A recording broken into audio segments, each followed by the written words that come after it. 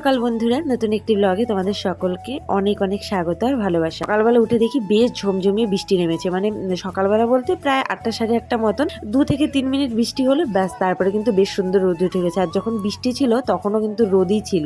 আর আমরা এরকম হলে ছোটবেলায় রোদ বৃষ্টি একসাথে হলেই বলতাম শিয়ালের বিয়ে হচ্ছে। তো আজকেও দেখে না ওই কথাটাই মনে পড়ে গেল।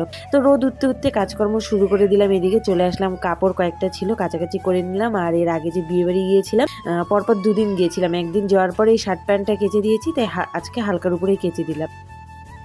শুভ সকাল বন্ধুরা, নতুন একটি ব্লগে তোমাদের সকলকে অনেক স্বাগত, অনেক ভালোবাসা দিয়ে দিনটা শুরু করছি। আশা করছি সকলে খুব ভালো আছো। তো সকাল সকাল একবারে সব কাজকর্ম সেরে রেডি হয়ে গিয়েছি, এখন যাচ্ছি বাড়ি। আমার ব্যাগ গুছানো হয়ে গেছে, টোটো দাঁড়িয়ে আছে। তো চলো একবার ওই বাড়ি গিয়ে কথা হচ্ছে। ব্লগটা এখন থেকেই শুরু করছি, আশা করছি আজকে ব্লগটা খুব ভালো লাগবে। তো স্কিপ না করে দেখতে থাকো। আজকে বাড়িতে পুজো আছে, যার জন্য স্পেশালি যাওয়া। ট্রাইপডটা নিচে একদম ভুলে গেছিলাম। টোটো দাঁড়িয়ে আছে, অনেক দেরি হয়ে গেছে। তো চলো একবারে গিয়ে কথা হচ্ছে। বেরিয়ে পড়েছি, টোটো দাঁড়িয়ে আছে।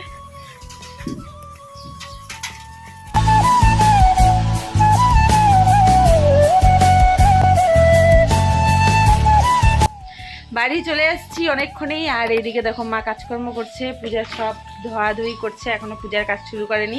আমাদের বাড়িতে নতুন অনেক অনেক অনেক কাজ হয়েছে, তোমাদেরকে দেখাচ্ছি। পুরো বাড়ির লুক আবার পাল্টে গেছে। এইদিকে একটা হাফ ওয়াল হয়েছে। ওমা ওইদিকের ওয়ালটা ফুল করছো, কালকে তো দেখি নেই আমি। হ্যাঁ, বিড়াল ঠিড়াল আসতে পারবে না। এই যে এইদিকের ওয়ালটা এতখানি গাঁথা ছিল, এই যে কালার করা পর্যন্ত, এইদিকে এতখানি। এটা কি পরে আনছো এই ভেন্টিলেটরটা? ভেন্টিলেটরই তো বলে ছিল। আর এই যে এইদিকে হাফ ওয়াল, আরও অনেক অনেক কাজ হয়েছে সামনের দিকে।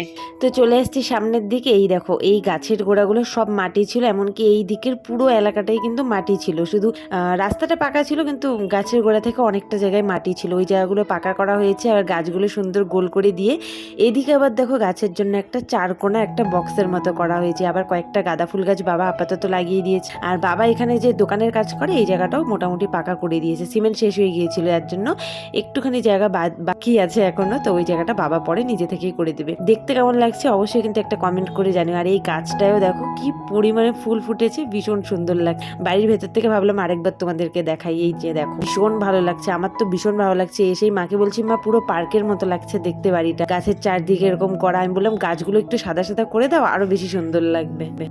এসে খাওয়া দাওয়া করে স্নান করে এই যে রান্না বসিয়ে দিয়েছি, যার জন্য আমি স্পেশালি এসেছি রান্না বান্না করার জন্য। আর এদিকে আজকে পূজা করছে দুইজন, মা আর কাকিমণি। তাড়াতাড়ি করে রেডি হইল। এই যে মা আর কাকিমণি আজকে দুইজন পূজার লোক।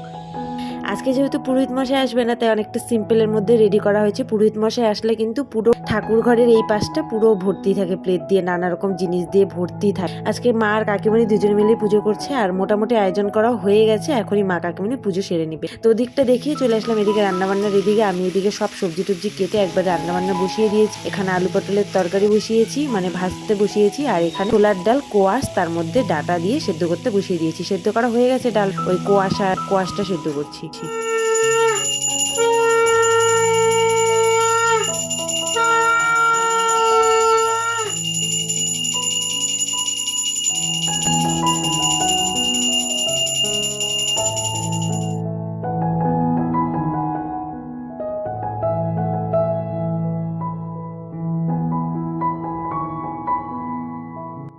আলু পটলের তরকারিটা এদিকে মোটামুটি হয়ে আসছে, আর ওদিকে মা কাকিমণিদের পুজো প্রায় শেষ হয়েই গেছে। তো এদিকে ডাল আমি আজ গামলার মধ্যে ফোড়ন দিয়ে দিলাম, কারণ একটাই কড়াই ফাঁকা হচ্ছে না, দেরি হয়ে যাচ্ছে। আর সবার শেষে বসালাম চাট। বাবা আর ভাইয়ের কিন্তু অলরেডি খাওয়া হয়ে গেছে, ওদেরকে খেতে দিয়ে দিয়েছি, কারণ আজকে ওদের ভীষণ তাপ। আর এখানে বানাচ্ছি আমি আমের চাটনি। এই গরমে কিন্তু আমের চাটনি খেতে ভীষণ ভালো লাগে। এই গরমের সিজনে কাঁচা আমের যদি চাটনি না খেলাম, তাহলে মনে হয় আর কিছু খেলাম না। শেষ পাতে চাটনিটা হলে খাওয়াটা পুরো জমে যায়। চাটনি খেতে আমার ভীষণ ভালো লাগে। আজকের চাটনিটা না বেশ টকটকও ছিল, আবার অনেকগুলো চিনি দিয়েছিলাম, তো বেশ মিষ্টিও মোটামুটি হয়েছে। তো আমি অনেকগুলো চাটনি খেয়েছিলাম।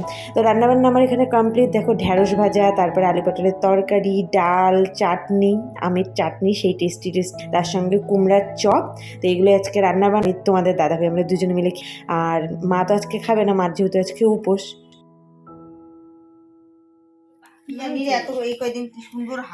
এই যে আজকে এখন সন্ধ্যা হতে হতে মা দেখো এদিকে পাখি খাওয়াতে ব্যস্ত হয়ে গেছে, পাখিকে খাওয়াতে। আর এটা তোমাদের সাথে শেয়ার করা হয়নি, আজকে কয়েকদিন হলো আমাদের বাড়ির সামনে না একটা গাছে, কাকিমনিদের গাছে পাখি বাসা বেঁধেছিল। তো বড় পাখিটাকে আমাদের বাড়ির এই বিড়ালটা এত পাজি, কি বলবো, ওই বিড়ালটা মেরে ফেলেছে। তো এই ছোট বাচ্চাটা পড়েছিল নিচে, তো মা এটাকে নিয়ে আসছে, নিয়ে এসে মা এটাকে খাওয়াচ্ছে টাওয়াচ্ছে। কিন্তু জানি না বাঁচবে কিনা, কিন্তু যখন আমি ব্লগটা এডিট করছি সেদিন কয়েকদিন হয়ে পরে কিন্তু আমি এডিট করছি, আর ব্লগটা কিন্তু প্রায় 2-3 দিন আগের ছিল। তো পাখিটা অলরেডি মারা গেছে। যেদিন আমি ভিডিও করেছিলাম সেদিন কিন্তু বেশ ভালোই ছিল, কিন্তু সেদিন একটু না চিচিটা কম করছিল, মা বললো আর কি। আর আমি তো প্রায় 3-4 দিন কি 5 দিন পরে দেখি, তার কদিন আগের থেকে মা এটাকে পুষছিল। আর এটা না সাইজ আরো অনেকটা ছোট ছিল। মাঝে কি করে খাওয়াচ্ছিল আমি ঠিক জানি না, সত্যি খুব সুন্দরভাবে মা খাওয়াচ্ছিল। কিন্তু ওই যে ড্রপারটা দিয়ে খাওয়ালে ও মনে করো ওর মার ঠোঁট, যার জন্য হয়তো একটু খাচ্ছিল। তো তারপরে আর বাঁচেনি। আসলে এত ছোট বাচ্চা, চোখ পর্যন্ত ফোটেনি, তো কি করে বাঁচবে বলো। পরে আর ব্লগ করা হয়নি। তো ভিডিওটা এর মাধ্যমেই শেষ করে দিচ্ছি। ভালো লাগলে লাইক কমেন্ট শেয়ার করো। দেখা হচ্ছে নতুন ব্লগের সাথে, ততক্ষণ ভালো থেকো।